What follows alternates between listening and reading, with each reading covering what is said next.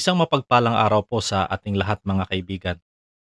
Napatigil bigla si Ridon sa gulat dahil sa hindi niya inaasahan na muling mabanggit ang pangalan ni Zaldico kaugnay ng pamimilit para sa malaking alokasyon ng isda.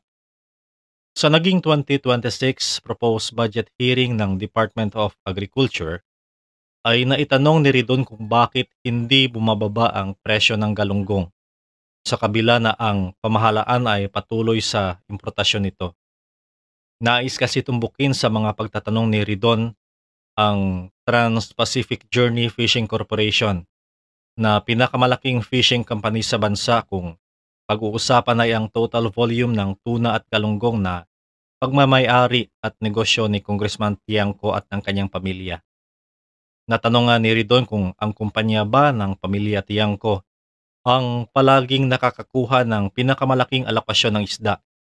Kasi nga baka mayroong conflict of interest dahil sa member nga ng Aquaculture and Fisheries Committee si Tiangco noong nakaraang kongreso. Sagot naman ni Secretary Laurel na wala naman siyang nakikitang issue kasi karapat-dapat naman kung ano ang nakukuha nila ngayon at nagbabayad din di umano sila ng tamang buwis.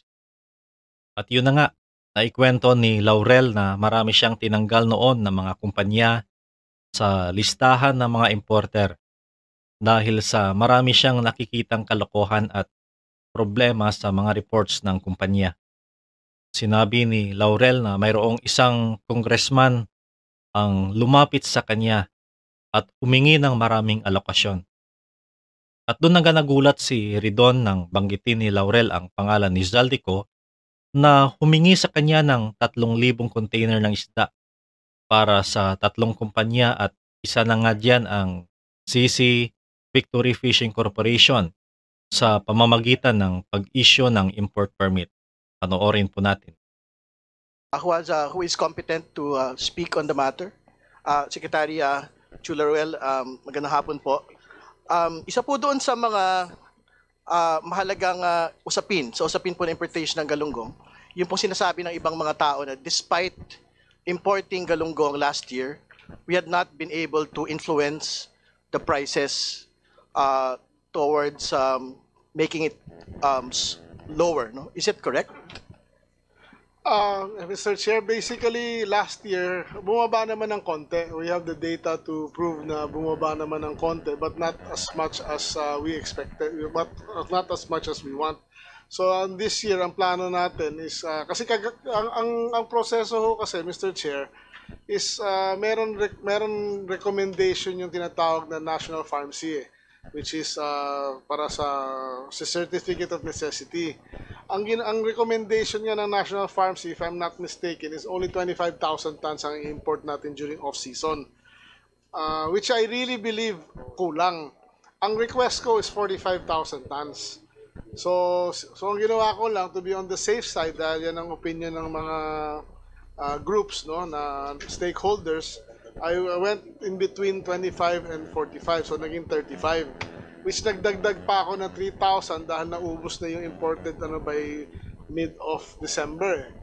This year, so para hindi magkaroon ng magkakamali, ginawa ko ng 55,000 tons kahit na 35,000 lang ang kanilang nirekomenda para make sure na bumaba ito.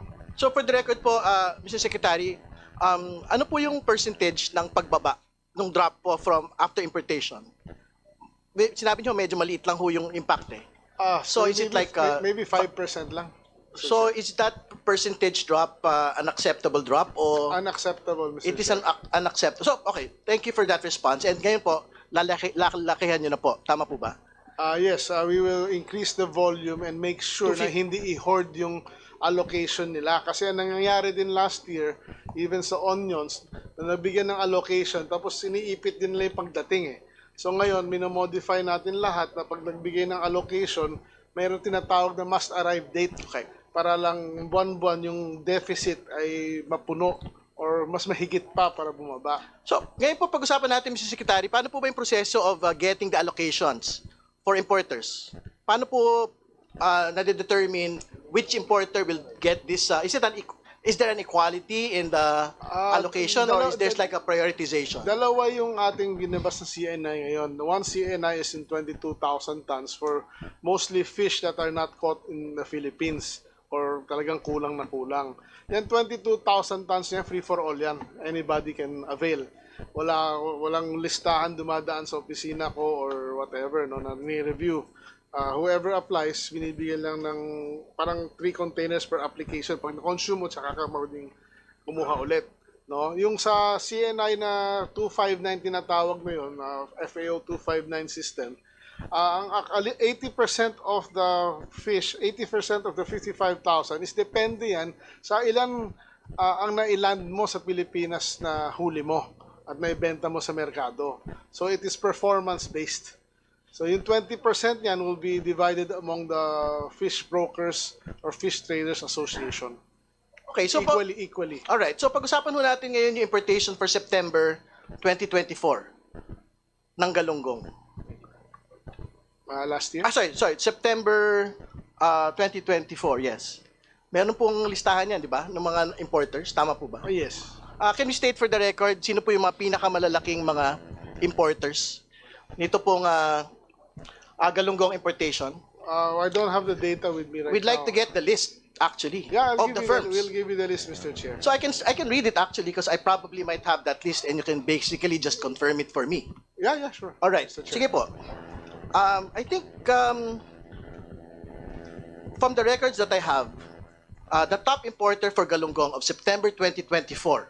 But is it correct that there was an importation for galunggong around September? Last year, no. From what I understand, it's October. Oh, yun po. Or Pero to arrive November. yes. So do you have the list po of the firms ba? Yeah, Sino we should have the list, of course. Yeah, I mean, can you actually provide the list na lang po? Para it doesn't I have can to- provide tomorrow. I mean, but can you not give it now? I'm not sure if we have it. Sino po ba nagmamanage po niyan, Bureau BIFAR? of Fisheries, sir. Sige, is BIFAR ready with that list? Of the top importers for that We will galunggong provide because importation? it's a long list. Yeah, but can you just confirm na lang po if this is the list of the firms is correct? Yeah. Sige po. Sige. Top of mind, yes. Sige. D. Davao Fishport Business Association. Is that correct? Is that part of that list? Hindi ko alam. Yung mga association. Hindi ko Association. All right. pala ho. Rel and Ren Fishing Corporation. Yes. Yes, I think Taga-Jensen andyan na yan. fishing company yan, if I recall. RBL Fishing Corporation. Yeah, Navotas-based Yeah. fishing company, yes. Newport Fishing Corporation. Yes, that's Navotas-based. Newport Complex Market 2 stall owners. I don't know that. Manor Fishing Corporation. Yeah, I'm familiar. May Mano Jumbo Fishing Corporation. It's a Yes. fishing company. JNA2 Commercial Ocean Fishing. Ayan, di ako sigurado. Irma Fishing and Trading Incorporated. Yan ang biggest galunggong fishing company, yes. Biggest galunggong, Irma. Yes. Fortune Star Marine Resources Inc. Hindi ko alam yun. Sir. I don't get the ano po. Some fishing. Okay, Trans-Pacific Journey Fishing Corporation. Yes, that's a fishing company. So my question is, particularly you mentioned that Irma Fishing is the biggest galunggong importer, supposedly. Galunggong, no, fishing company. Galunggong Fishing Company. Yeah. But I have some information that Trans-Pacific Journey Fishing Corporation was the biggest importer for that round. Is that correct? Yes, because they are the biggest fishing company in terms of total volume of fish landed, not only galunggong. Kasi ang Trans-Pacific Journey is tuna and galunggong eh. Ang Irma is only galunggong. Mas maliit yung catch nila eh. So that would explain why they got the biggest allocation. Is that correct? It's not about galunggong. It's not species specific. It's about total volume of seafoods landed. All right. Can you state for the record who are the owners of this The TPJ? family of the Tiangcos. Mr. Chair. Congressman Toby Tiangco. Their family kasi ang kumpanya na yan was owned by their parents. Do you not find any conflict of interest, Mr. Secretary, that the Tiangcos are importing the largest fishing agalunggong for this round? Well, if you want me to really comment on that, I think they deserve what they are getting because they are the pinakamalaking nilaland talaga eh. This is very scientific and everything, so wala akong nakikitang issue. Well, I'm stating it for the record because Congressman Tiangco is actually a member of the Aquaculture and Fisheries Committee in the last Congress. Hindi ba? So really you don't know. you did not make conflicts of interest checks relating to this. Sa akin, I've been working with the industry for so long. Yung kumpanya nila is, their family has been in fishing for more than 60 years. So, it is performance-based, Mr. Chair. So, technically, kung sino pinakamaraming nilan, recorded ng PFDA yan, nagbabawal ng buwis yan, so they should get the biggest allocation. But in the several rounds that you had made importations for Galunggong, is it correct to say that this is only the first time that they were like the top importer? No. Or were they always the top importer? Well, during the time of President Duterte, I would have to say na marami doon sa listahan kaya hindi sila naging na botas na overcome ng iba dahil marami ako nakitang problema sa mga landed reports ng that administrations before nung panahon na yon. Just give you an example. Ang inaalaw lang namin ngayon is lahat ng in-unload na actual figure na in-unload sa PFDA, fishery ports. Nung previous bago ako pumasok, they were allowing unloading in private ports na kung sino lang maglista-lista. At ang rami kong tinanggal na listahan dahil maraming kalokohan.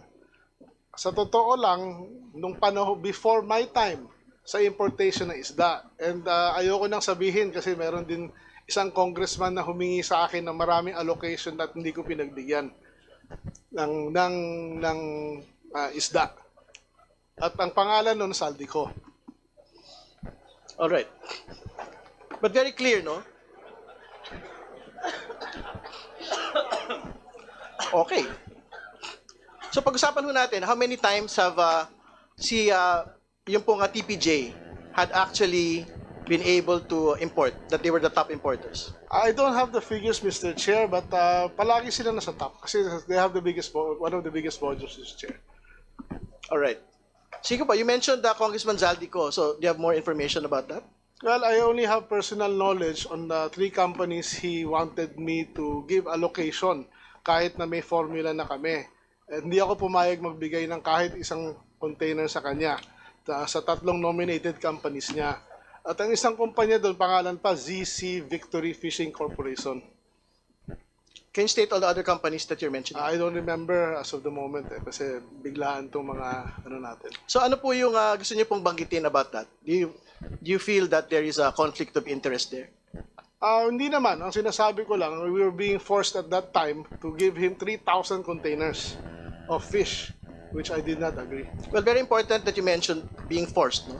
What do you mean by being forced, actually? Well, pinipilit na kami mag-issue ng import permit while we already have a formula, no? Which ito nga yung formula na lumabas, and it is very clear na fair to sa scientifically, the data speaks for itself.